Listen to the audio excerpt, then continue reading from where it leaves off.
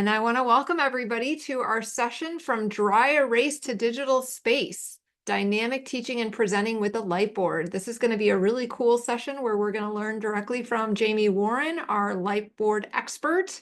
I don't know if you can ever be an expert on this technology, but he's pretty darn close already. So we're going to learn all sorts of things from getting started all the way through maybe enhancing what we're already doing if we've already tried using this technology. So I'm going to turn it over to Jamie, and again, welcome all of you to the session. Go ahead, Jamie. Thanks. Yeah. Thanks, Sarah. I agree. This is very cool technology and on many levels. But thanks everyone for being here. Whether you're joining live or watching the recording. Just a bit of philosophy behind this. As instructors, we've always had familiar technology and teaching tools that continue to serve us in a lot of different capacities, such as the whiteboards and projectors, smart boards, slide decks. And especially over the past 5 years, we've grown to rely a lot on teleconferencing software. And this is not new information. But we do tend to lose that natural connection that happens in an in-person class, whether we don't get to greet students at the door, or we can't rely on the eye contact or body language in the same way when we record our videos. So as empathetic, emotional beings, it's important that we continue our search for how do we create that same sense of presence digitally, and what methods are out there that will help us do that. And so I think you see where I'm going with this. So my answer to this is a powerful answer. I think it is the Lightboard. So as you're seeing now, we're broadcasting live, but it also allows you to record video where you are visible, you are facing your students, and speaking directly to them, while you're explaining concepts or walking through visuals in real time. And that's my goal for today. I want to introduce you to this Lightboard setup and demonstrate how transformative it is, how powerful this technology can be, simply just because there's a lot going on technology wise, but is me sitting in front of the screen right now. It's just me and in my thoughts, for better or for worse. So just so there's really not a lot of barriers for getting started with this. So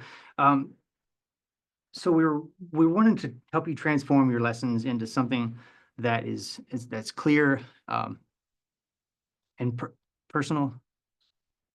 And it's something that goes beyond the typical push learning that we see in a lot of PowerPoints and typical lecture delivery. So no matter what modality you're teaching in, whether it's fully in person, fully online, or a hybrid, I do think this technology has a potential to change the way you see direct instruction and how you deliver your lectures.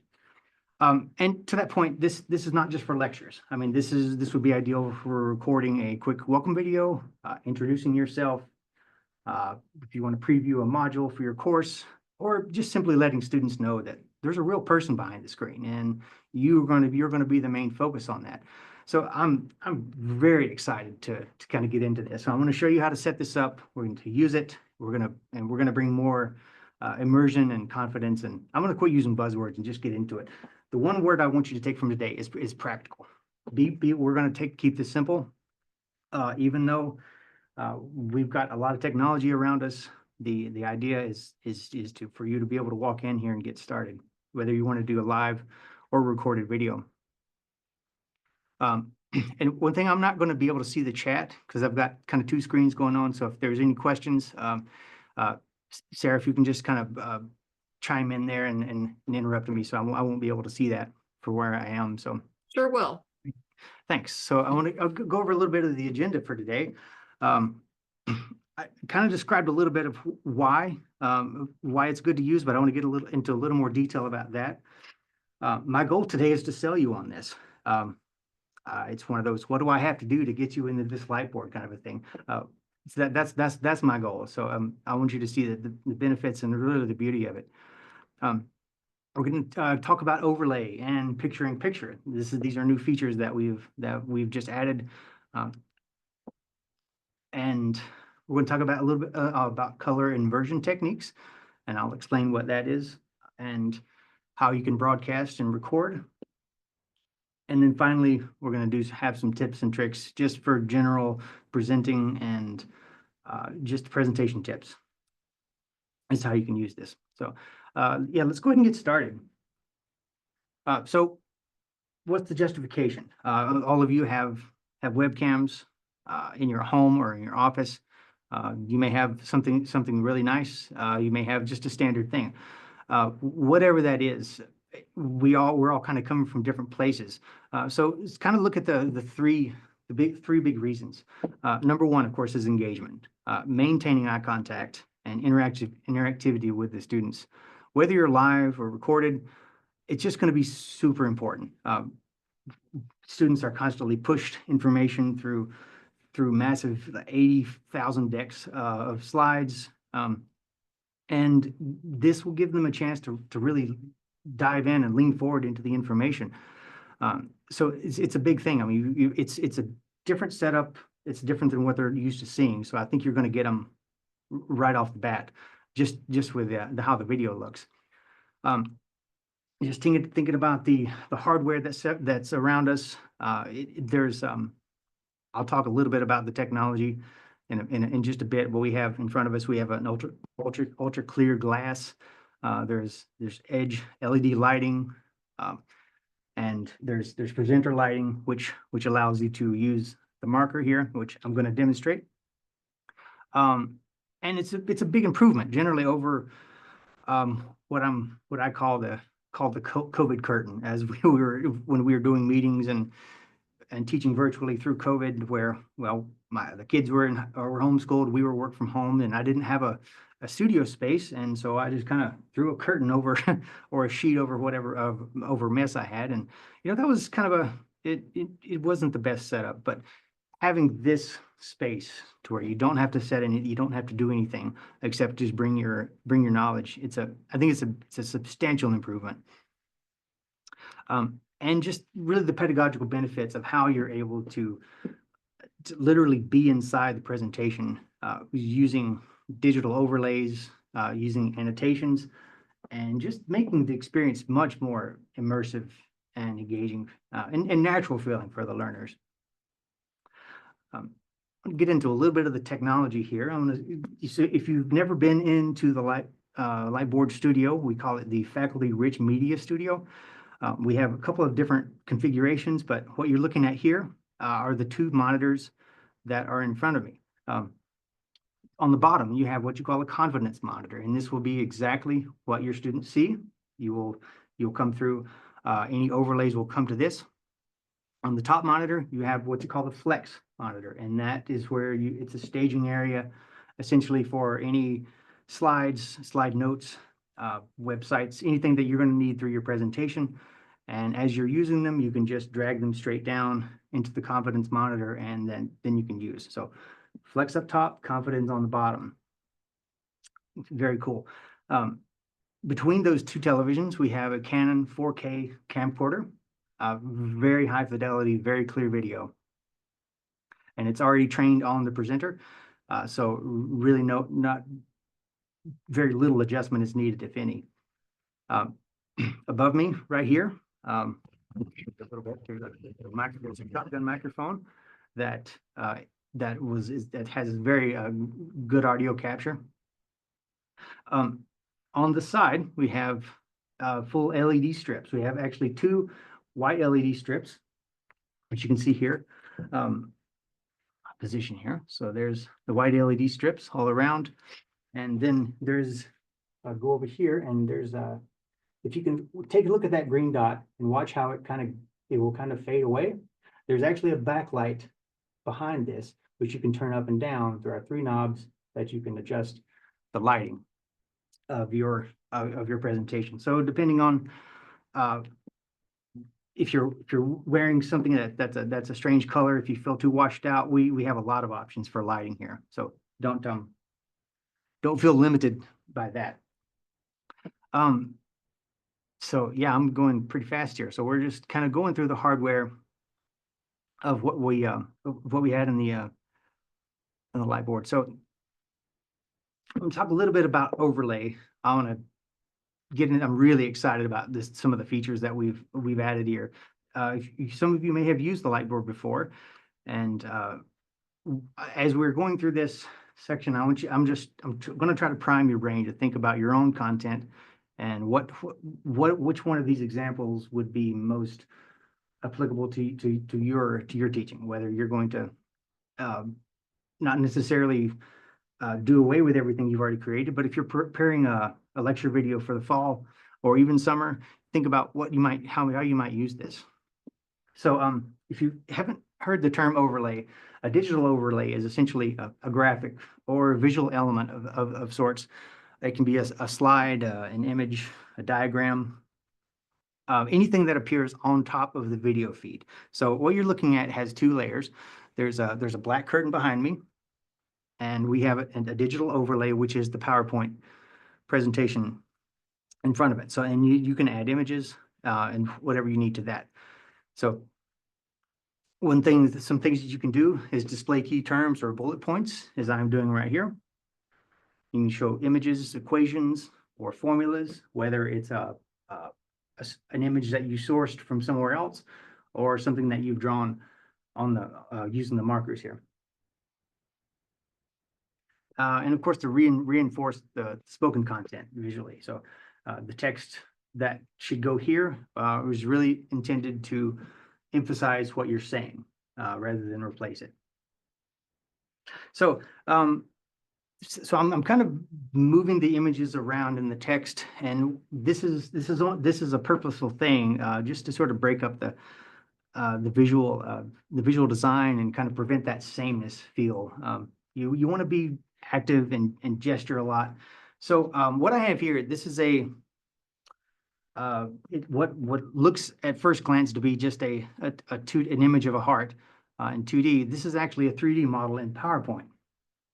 And depending on what your content is, what you need, PowerPoint may or may not have the correct model. But I know on through vendors and other websites, there are other 3D models that you can use in PowerPoint. And just with some simple animation, we can actually turn this into a really interactive thing that you can be illustrating the ventricles and all the quadrants of the heart. And as it's turning, you can set this to do a lot of things. This is literally one animation. It's just the spin. And that's a new thing with Microsoft 365. So this is something I've recently found out myself. And as you're here, you've seen it rotate, and you've been describing what the heart is, and you can start labeling the parts of it. I don't know what this is, so I'm just going to stop right there. But you get the idea. And when you're done, you can just take this microfiber cloth and just erase what you've written. So you got 3D models in PowerPoint, and then you have an ability to source 3D models off the internet. So we can help you. We can work with this. We can work with you and help you find the right image for that. Another cool use of overlay is going to be the cameo feature. Excuse me 1 second. Okay, I get that. So I have a document camera set up here on the Lightboard. I'm going to try not to make you dizzy. Sorry if I do. I'll bring that down. So what you're seeing here is really just it's a standard document camera that attaches to the computer. And through that, you can insert what you call a cameo. And I'll climb out of my presentation and I'll show you kind of what that looks like. So in your slide, you can when you put in cameo, you can say, I want to insert into this slide or all slides. And then I have the document camera connected to the computer. And then when you click on this, you want to go over to camera format, and you can preview, and you see the options here. So the IPEVO 4K, that's the name of the document camera. And so if you're depending on the app, sorry about that. Go back to I'll edit this in post, right? Okay, so if you're going back to your slide, you can imagine just about anything you need here, whether it's a circuit board or a model or whatever it is, but you have that option to include that Cameo option there. There's the document camera. All right. So at this point, I want to, if hopefully we'll be able to see everything going forward, but I want to introduce some examples of overlay, and these are just websites that you can go to that you can use for digital overlays, and kind of show you if you're doing math. Desmos is really good for this kind of thing. Google Sheets. There's a diagramming software called draw.io, and finally eyes.nasa.gov, which we'll kind of go into the picture-in-picture feature here in just a little bit. So I'll go to a new slide, and I'll get out of my PowerPoint, and I want to drag this down from the confidence monitor. Okay, so what we have here is Desmos. I'll kind of reload this to see. Okay, so what we have here is a graphing calculator. Is if you were just to go to desmos.com/calculator, you would see this sort of semi-opaque image of me. So in order to do that, one thing you want to do first is probably press F11 on your browser. That puts you into full screen. I don't know what the shortcut is for Mac, but if you go up to the kebab in the upper right and you go down to the zoom, there's a full screen option right there. That's one way you can do that. So you would just get a lot more real estate. So in order to get this kind of looking better, you want to go up to that wrench. You can press reverse contrast, and suddenly you have a fully functional graph that you can zoom in and out of. You can really change the grids, the grid style, or whatever you need to do with that. I'm not going to do any math because I don't know very much, but so if you had some coordinates that you want to use and plot that all over, you could do that pretty easily. By zooming in, you kind of want to get your zoom set before you do any marking, and I'll show you why in just a minute. So if we want to plot where 4 is on the X and 4 is on the Y.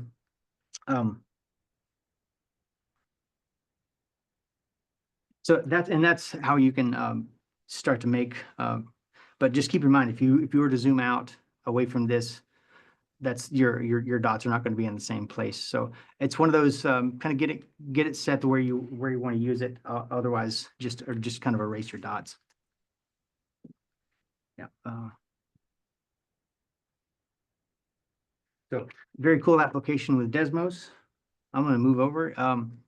Google Sheets. This is one I haven't used a ton, but really the idea is the same as PowerPoint. I'll show you a little bit about the color inversion techniques. For this, if you make the cell color to be black and your text white, then you're able to really type into this. If you're trying to demonstrate formulas. This allows you to do that in the cells, and the students you can kind of be present as you're presenting in the spreadsheet. I want to show you a fairly recent website that I've found. It's called app.diagrams.net, and it's a really neat diagramming software. And no matter if you want to, let me step out of the way here. I'll show you kind of what some of the options are. There's a lot of different charts for different disciplines, whether it's software or engineering. See, there's a lot of there's some charts, and these may or may not be useful to you, but if you create a diagram, you can save it. Save over that one. Let that load. So I have no idea what I'm looking at here, but so I'll just show you some of the interface options here. So in the Moon, we have an ability to go to light or dark mode, which improves visibility quite a bit. As far as the options that you have with the screen, you can set the background to be completely black, and that will allow you to move on there, to write and annotate as you would normally. So, this is an empty palette for whatever you, however you think that you can use this. But this software is completely free. It's you're able to save it locally to your desktop or to save it to a cloud drive. So, very cool diagramming software. And finally, I'm going to show you the NASA eyes.nasa.gov. This is kind of an interactive model of the Earth, and go back and show you some of the other options.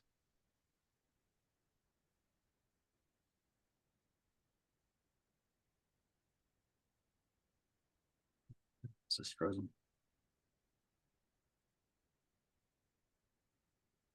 Just a second. Lost.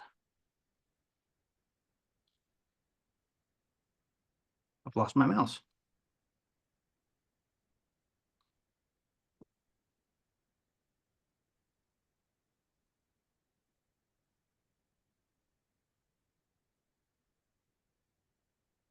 I apologize. My mouse has stopped responding. That's the best way to discover technical issues is to actually go into a presentation.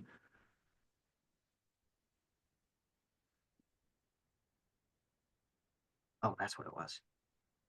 Okay, sorry. Now we're back in business. Okay, so I'm going to kind of show you the picture-in-picture idea here. So if I go, the wonderful people at Revolution, who are the makers of this Lightboard, they sent me a file which allows us to actually use macros. And this is what I'm calling a beta feature. I haven't really worked through a good process for how to use this easily yet, but this is something I'd be happy to work with you and set up. But if you're really wanting to use see more of the screen, have less of you, so if you wanted to make the images the focus, you can go down to picture-in-picture, down into the left, and what it does is it puts you right down here in the bottom. And I'll move this out of the way. So now, when I press F11, suddenly we have a lot more space, and the images become front and center. And like I said, this is the beta feature, and we're still kind of working. I know that there's a big square right here to my right, that I'll work on getting this to be more opaque. But the idea is that you can really manipulate models in real time. This is just one of the models that NASA has, where you can zoom out, way out, and zoom way in to and to get back, it's fairly easy. Just press overlay and run that macro, and there we are again. So get out of full screen.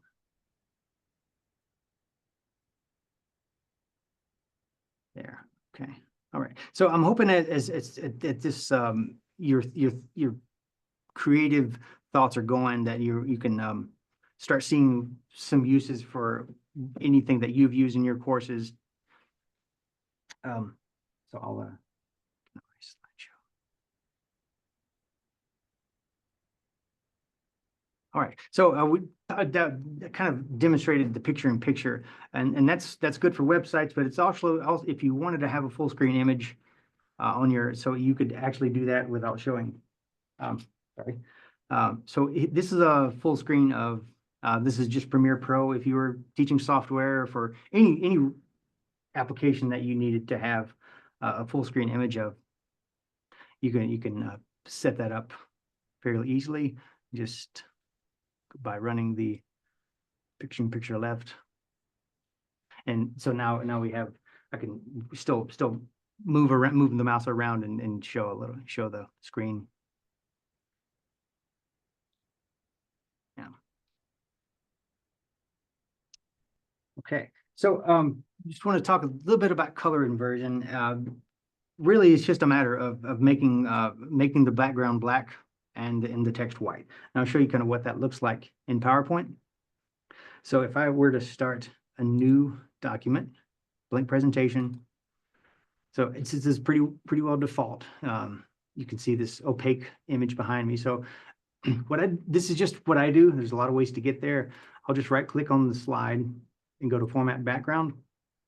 And you go to solid fill and you want to click, make sure that this is a pure black. So I'll show you if it's anything other than the, you can tell the difference between the slightly dark gray and the pure black. So make sure that it's right up there at the top, that those two match.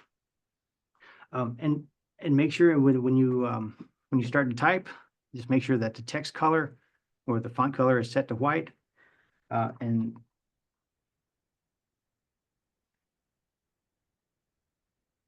there, so make sure that's set. And that's really all you need to do. At that point, you can start adding your images, your overlays, whatever you have next. So pure black background, pure white text, and you should be off of the races. Need to save that. Okay, so that's really when it comes down to color inversion, that's how you set up your presentation. If you want to use an image, I'm just going to take you through a quick lesson, maybe three, but just about 3 minutes and I'll show you how this kind of works in practice.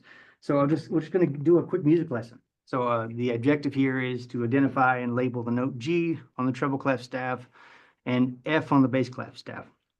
So as part of the overlay, I have an image that I've sourced.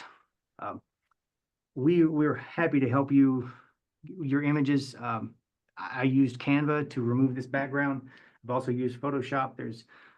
This is something that we'd be happy to help you with. Well, we want to make sure that any image that you have has the background removed, and if they have any lines, that those are white. So just in terms of the image itself, it will need to be pure white and the same as the background. So getting to the lesson, when we talk about how do we find the note G on the treble clef staff, of course, this is the treble clef, and if we want to identify where the note G is, we can all we need to do is look for where these lines converge, and all the circles are kind of leading to this line right here. So if we want to find where G is, that is always where we will be able to find it. So we can put that right there. Now we have a frame of reference for where G is. Okay, so now we can create an A and a B. So this is a good way to start learning how to read music. Okay, and same with the bass clef staff. The treble clef is also called the G clef, and where the bass clef is called the F clef. And you might be able to guess where the F is on the bass clef staff, right? It's going to be right here between these two dots. Okay, so that just as far as the annotation, how you can use your images on the screen and sort of combine them into to help just teach your lesson, as opposed to drawing. You could always draw the staff lines out. It's that like you could draw 5 of those. That you could do that, but it wouldn't be great. So the more preparation you can do, it takes a little more work ahead of time, but ultimately it's worth it to get there. So so that's a really kind of a quick tour of color inversion and how we can use images from the internet or even images that are within PowerPoint, for how to teach that. So just a little bit about the broadcasting and recording options.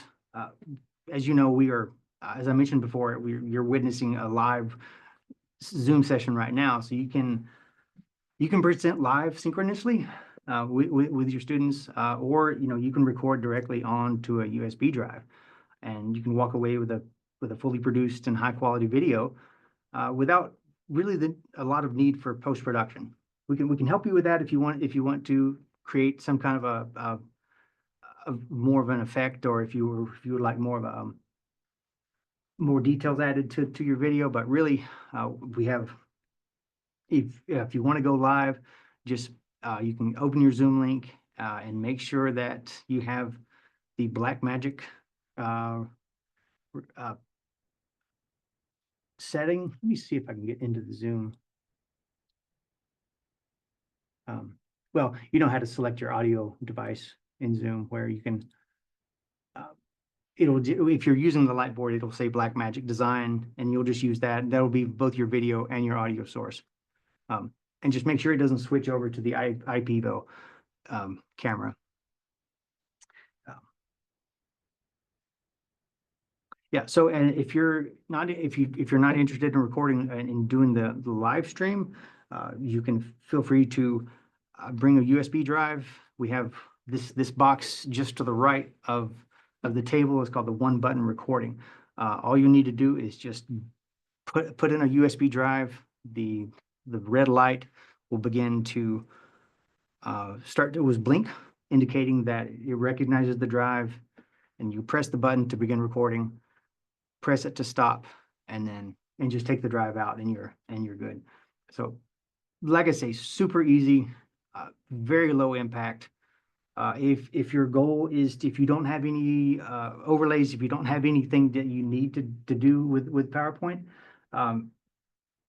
you really don't. You can just show up and just record your lectures without any kind of computer input or anything, or web browser. So the idea is to keep this simple.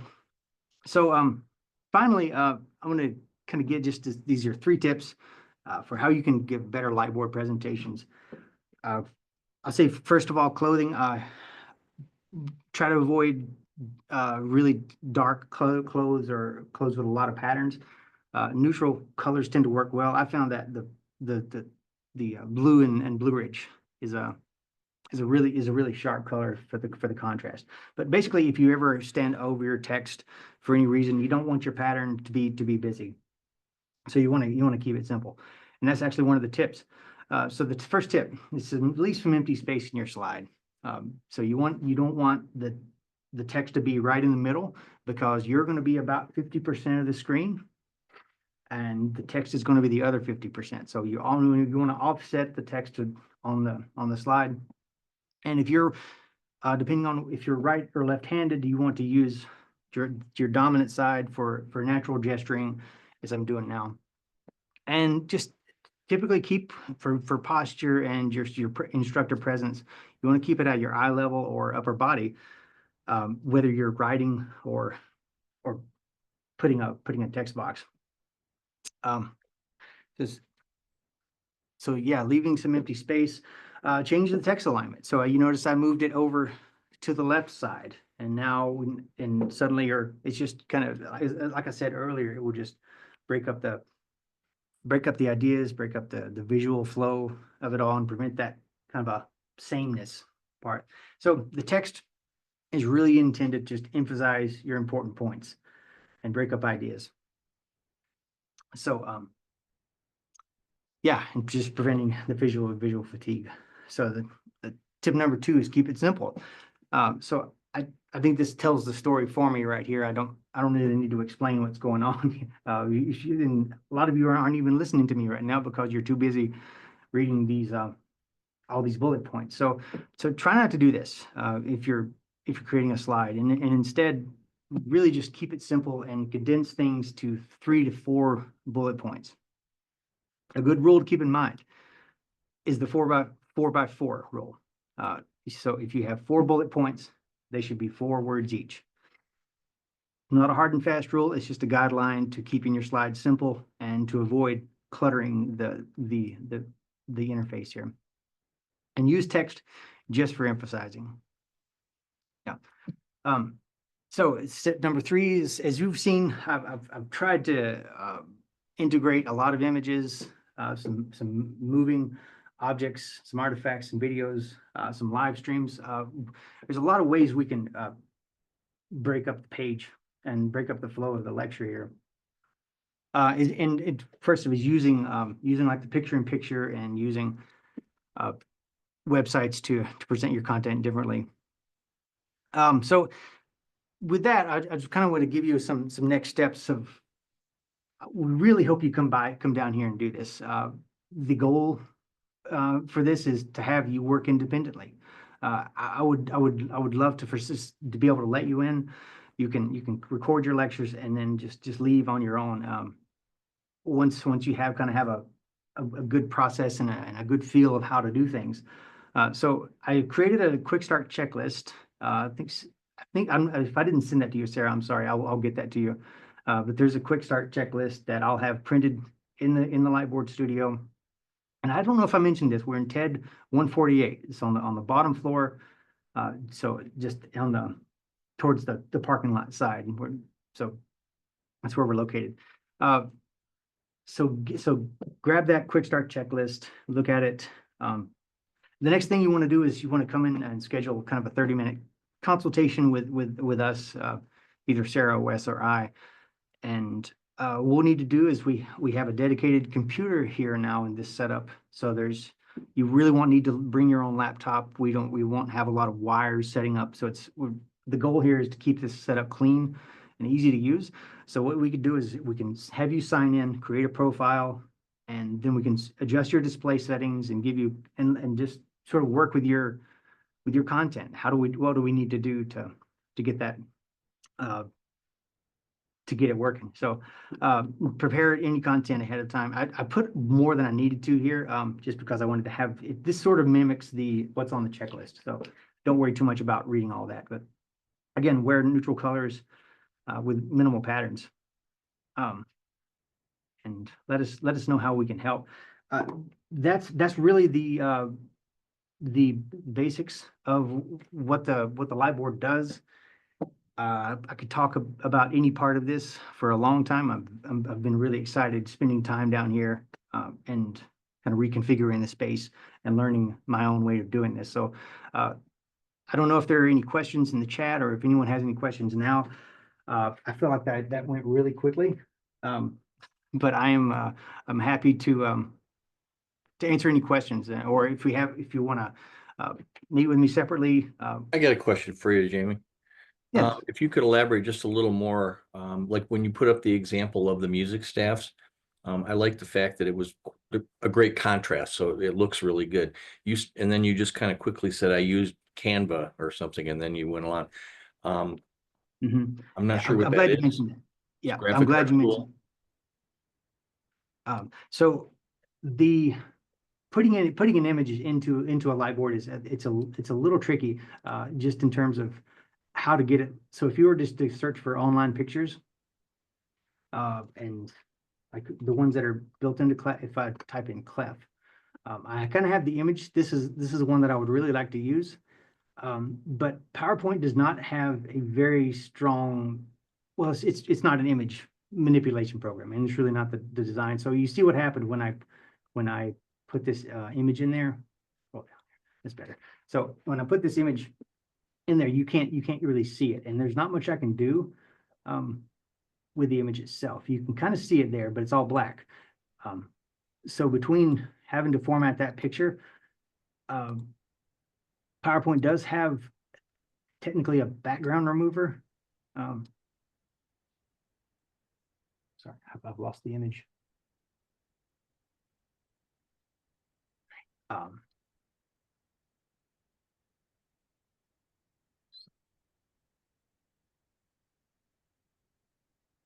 Okay, so this option here, the remove background, I haven't had a lot of success with this using it in PowerPoint, mainly just because it's really labor intensive because you have to mark the areas you want to keep. Maybe that's just my unfamiliarity with this. So that's why I suggest using an external program like Canva or Photoshop if you have the ability to remove backgrounds. So what I did in Canva was, this was a white background with black text. So I changed the background to black, and then there are lines in there, and I changed the lines to white. And that's fairly easy to do in Canva or Photoshop. And there are other programs that might do that. So just with that particular technique, I would love to see, I would love some suggestions if you've ever done it another way. But generally, if you source an image out, like from the internet, and you wanted to use that, you can always try to type, like use maybe find a vector graphic, or maybe type transparent after the image to sort of refine your search to try to find something that has a background. And again, I don't want to overload you with it, like just technical ideas, but if we send me some images, we'll be happy to, turn those into something that's workable for you. I hope that answers your question. Yeah, thank you. Yeah, sure. Yeah. Other questions from the group? Hey, Jamie. I was wondering, like, let's say you have, multiple lectures and it's complete the course, and you're happy with, the weekly lectures, and there's a lot of them, and obviously a lot of time and effort goes into creating this. What happens if you wanted to take out or put in a certain piece of information? Like, let's say something is, maybe there's something else that you want to add to later. Is that possible to do? So we're starting. We filmed on the Lightboard, or are we talking about something that's already been filmed? Now, let's say you've done it once, right? So you have everything filmed, and then I don't know, in the future you want to add something that you feel is also important. So I guess to that would kind of get into the post-production aspect a little bit. And this is how I'm seeing the workflow in my mind, just with, if you were, if having the video file, we could actually just kind of put something in the middle of it. If you wanted to add a supplement thing. So we technically could do it. It may not, if you could, we could try to make it to where it looks like it's one thing. I'd say, I think it's possible. Can I jump in too? Aaron, you can do this right now in ScreenPal. You can take a video, an MP4 file, and you can add another video file to it anywhere in the video. I had to do this the other night because I thought I was done explaining something, and then I was like, oh shoot, I got to add more to this. Right. But I mean, with the Lightboard environment, right? Like, wouldn't it look different? Well, yeah, you could go back in and film another quick video in the studio. And so Okay. you'd have two Lightboard videos, and then you could just pop it in, and maybe you'd be wearing the same thing, and maybe you wouldn't. That's more like up to you. Right. But yeah, you Okay. could certainly, because what you're going to get, and Jamie, you talked about this a little bit. You're going to get an MP4 file saved to your thumb drive, and then that's up to you how you choose to upload that. Like, you can upload it to YouTube, you can upload it to ScreenPal and edit it more. That's one of the things I love about this technology is you walk away with the MP4 and you Okay. can do whatever you want with that. And if I you got need help from Jamie in teaching and learning to do post-production, we can help, but we've got those tools now with ScreenPal, which is great. Okay, I thought they were okay. I didn't realize that they were able to work together. I thought Lightboard was one thing, ScreenPal was another. Okay, cool. I And guess also, in a sense, oh, go ahead. they kind of are. They are kind of separate things, and it's only because of the limitations of ScreenPal. So what we do here is we produce an MP4 file, which then you can then put in ScreenPal. Right. I think it's just we're limited by, because I did actually try that. I tested that. So but ScreenPal can only recognize one input at a time, so it keeps audio and video separately. Whereas this Blackmagic thing, it puts it all together. So that's the one divide that we trying to incorporate that into ScreenPal. So it's not a big divide. I think it's just one extra step you have to do. Yeah. Is there so what's recommended is the black background always with the white font overlay? That's going to be the clearest way to Yeah. go. One thing when we reconfigured this setup is to have a certain amount of opacity, and you saw how I looked. It was sort of it looked like an Oompa Loompa or something. It's just when you have a white background, the more of you see. So if you're the hex code would be all zeros. So that's what you want to look for if you're trying to. That's the solid black, and then white would be just all Fs like this. I hope that makes sense. Yeah. So the hex code is kind of like that, the number that you identify colors by. So, so definitely, and it's the same with and we're still testing a lot of this. We kind of looked at Microsoft Word. How do we get that background into a solid solid black, and it's using dark mode on the operating system side. And um, so yeah, I mean, I think as long as your PowerPoint or Google Slides have that solid black background and you're in slideshow mode, then you won't have anything else to worry about. I'm gonna jump in again though. So the other option we have in that same studio space, Aaron, you can use a green screen and you can have custom backgrounds. So we've got the Lightboard if you want to draw on the glass. I mean, really, if you're going to use the Lightboard, it's because you want to be immersed in the PowerPoint and maybe even have some interactivity on that glass that he can draw on. If you don't need to do any kind of interaction with the slide content and you just want to be like present in front of a slide deck, we have a whole other setup in that same room where there's a green screen behind and it can capture your PowerPoint, or we could put a different background in there. So there is like a green screen or custom background option in that same studio space, which is really cool that we have both of those in that same space. Okay. So you could use your existing PowerPoints for that? Yep. Yeah, you sure can. Yeah. So let me kind of bring you around here. I'll try to show you the space here. So there's the chroma key. Sorry. This may be way too jarring. I'm sorry if it is. Get me dizzy. I'm sorry. I'll stop. I'm kidding. Stop. You're good. You're good. You're fine. There's the chroma key, and so we have actually a setup right here. I actually told myself I was not going to do this. So we have there's the chroma key, and then there's a camera setup right here. So It's essentially two studios in one space, Aaron.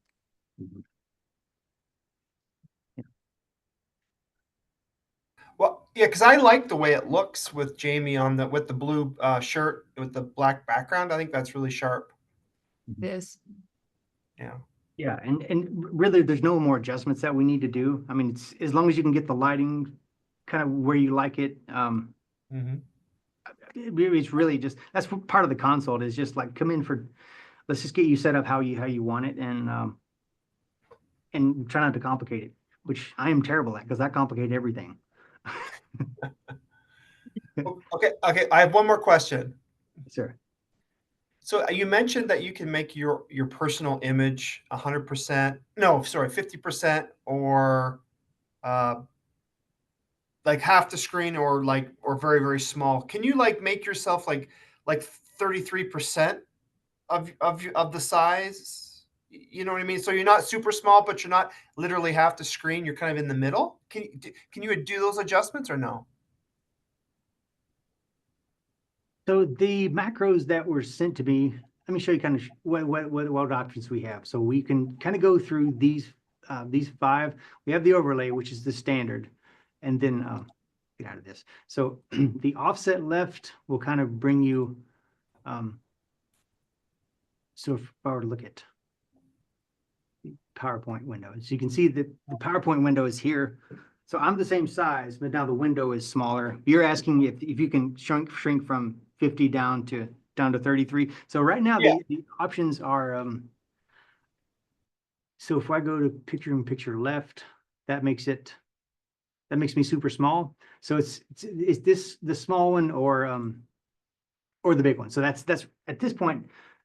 I know I'm sure there's a way to do that, but these macros were sent to me by Revolution, and I'm not sure how they created them because it just kind of really integrated well into this. And if you're interested, I'd love to show you some of the hardware of what's talking to what down here. But right now that it's just those two options. You can go to the left or you go to the right. Gotcha. Thank you. Sure. But eventually, I would really love to have like a heads-up display down here, where there's a touch screen, maybe some buttons, so you can do that really quickly. But that's a conversation for another day. Yeah. Any other questions? Anything? Ideas? This may be a little bit off the wall question, but do you have any tips for actually, like, how can I phrase this? Not so much on the technical side, but actually on the presentation side. I know that in the past, when I've done some presentations, I've got like, okay, that's not a take, cut kind of a thing.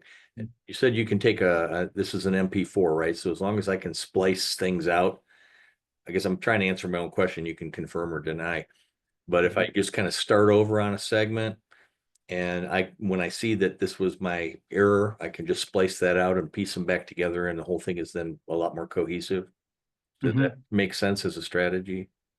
Yeah, it does. And if you're looking for a video that you just want to put directly onto YouTube or into your courses, for me personally, I need a lot of talking points. I mean, I need visual cues, and so the way I presented this with the top monitor, I have my PowerPoint notes, and then at the bottom that's the presentation. So I will try to give as much detail as I can, so I'm not fumbling over my words or.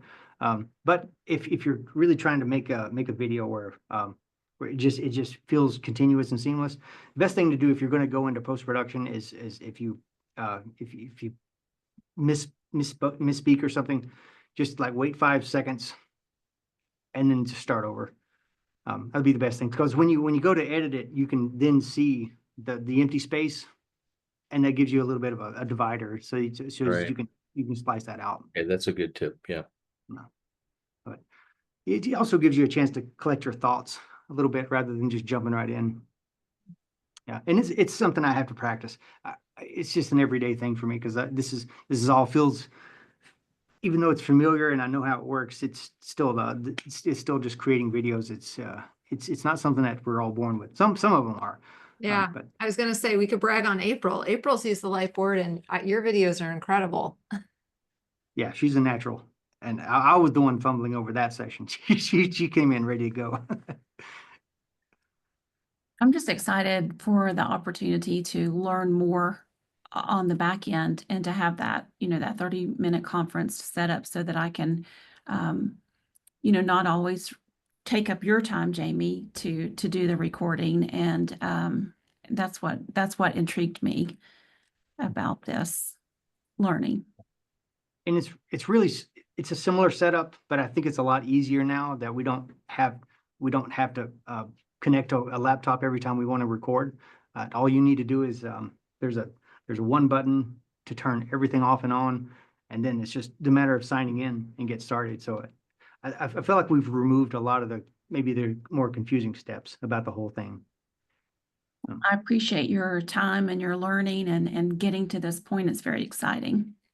Sure, I appreciate you all. All you guys put in a tremendous amount of work to create your content, and I just I lose sleep thinking about this thing collecting dust. There's a lot of money involved in this, and if we're not using it, then why do we have it? So I'd love to kick the tires on it as much as we can. Yeah, I'm sold. Yeah. Well, yeah, so all we need to do now is sign up for time to work with Jamie. You can email him directly and sign up for a 30-minute session and get down there and get a little bit more comfortable. And then, once you record one or two sessions with him in the room and able to provide immediate support, you're going to be ready to just go in there and record on your own. That's going to be the cool part, is that you're going to be able to, do it independently. And that's going to really open up everybody's options. So I want to thank you all for being on today's call. I did put a note in the chat with a link to the guide that Jamie referenced. I did have that in a PDF, so I went ahead and put that in there. And then I also put a link for an anonymous session evaluation. We always appreciate your feedback, so if you have time to do that quick eval, that'd be great. And just want to again thank you, and spread the word. Let people know about this session so that they can watch the recording.